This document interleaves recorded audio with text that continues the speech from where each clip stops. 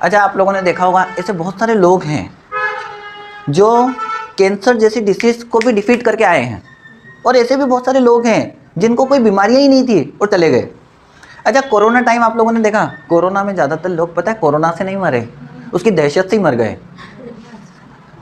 आप मुझे बताओ गवर्नमेंट ने क्या बोला जब कोरोना हुआ, लोगों को कोरोना स्टार्ट हुआ? उन्होंने बोला कि आप शांत रहें, निश्चिंत रहें, है ना, आप हाइपर ना हो। अगर आपको कोरोना हो भी गया तो भी इतना टेंशन लेने की जरूरत नहीं, क्योंकि ये एक वायरल है। आप मुझे बताओ, कोरोना से भी बड़ी बड़ी बीमारी को हम पहले ही डिफीट कर चुके हैं, हमारे इंडिया में आ चुकी है, पर हमने उसको इतना वो नहीं लिया।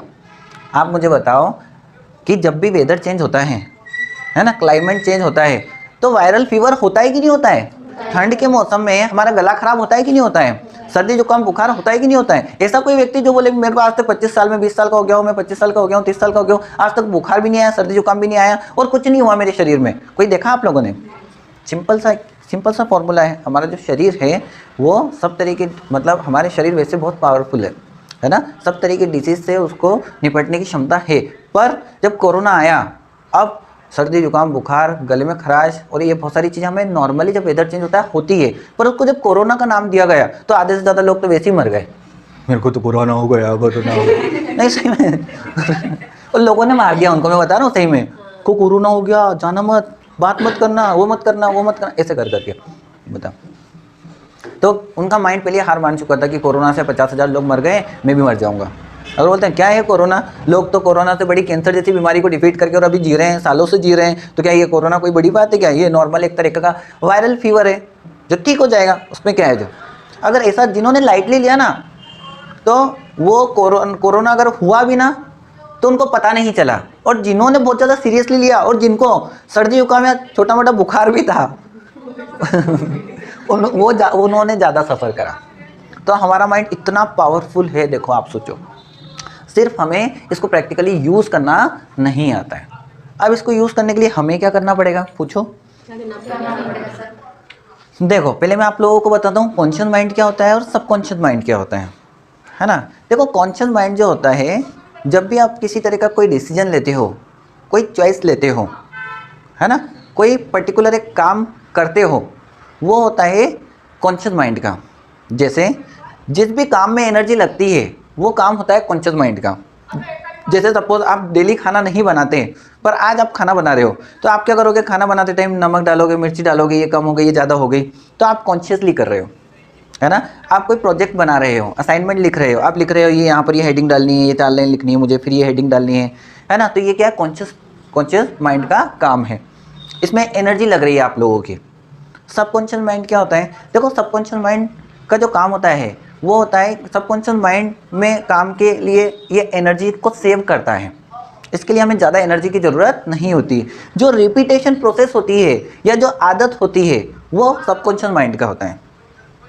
कॉन्शियस माइंड, आपको लगता है कि कॉन्शियस माइंड हम हमारे माइंड का यूज़ कर रहे हैं, आप सिर्फ 10% माइंड का यूज़ करते हो कॉन्शियसली। 90% जो आपके पास खजाना है उसका आप कभी ज़िंदगी में यूज़ ही नहीं कर पाते, क्योंकि 90%, देखो जब आप सुबह उठने से लेकर रात को सोने तक आपका जो माइंड होता है वो कॉन्शियस माइंड काम करता है ना।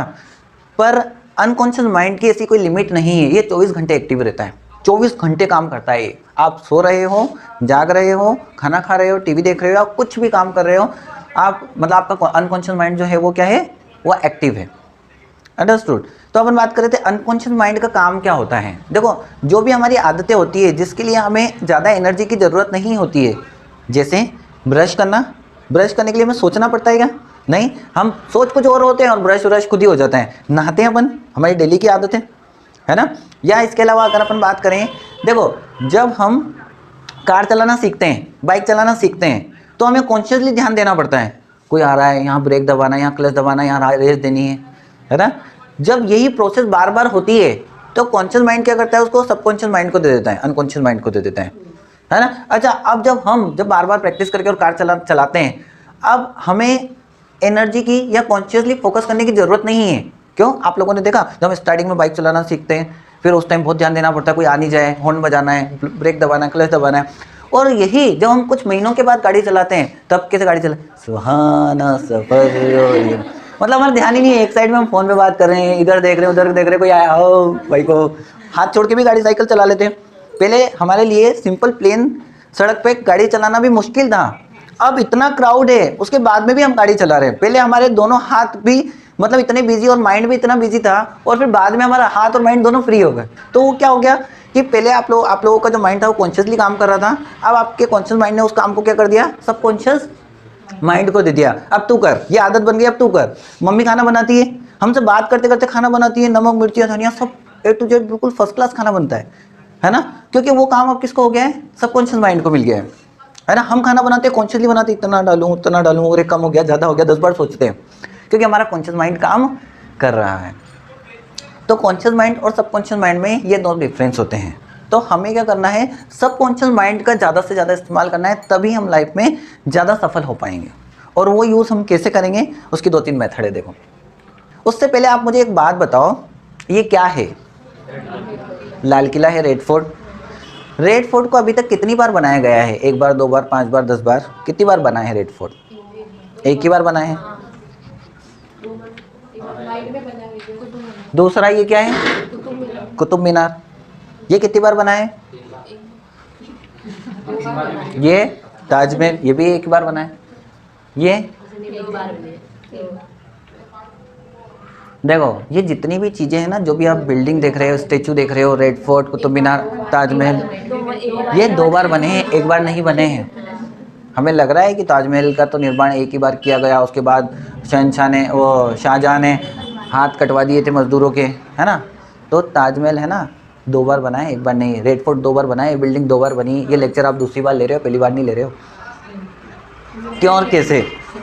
देखो, इस दुनिया में जितनी भी चीज़ें हैं ना, वो चीज़ें किसी न किसी व्यक्ति की विश, डिज़ायर या नीड है।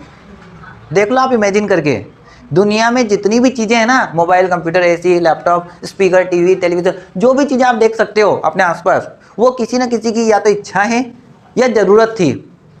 अब उस व्यक्ति ने क्या करा, सबसे पहले वो चीज़ अपने माइंड में बनाई और फिर उसको रियलिटी में बदला। Are you getting my point? है ना। देखो, ऐसा नहीं कि इस बिल्डिंग के ऑनर ने जब ये बिल्डिंग बनाना स्टार्ट की होगी, मजदूरों को बुलाया और बोले कि चुनते जाओ, मतलब ये लगाओ, आप तो ईंट लगाओ, सीमेंट लगाओ और बनाते जाओ, देखेंगे बाद में कैसी बनी। ऐसे थोड़ी ना होता है क्या? कितने रूम होंगे बिल्डिंग जब बनाई गई, कितने रूम होंगे, बाथरूम कहाँ होगा, उसका डिज़ाइन क्या होगा, मतलब हर एक छोटी से छोटी और बड़ी से बड़ी चीज़ इंच बाय इंच सब पहले से डिज़ाइन की गई। स्टैच्यू ऑफ यूनिटी को बनाने में अप्रॉक्सीमेटली 36 मंथ का समय लगा है।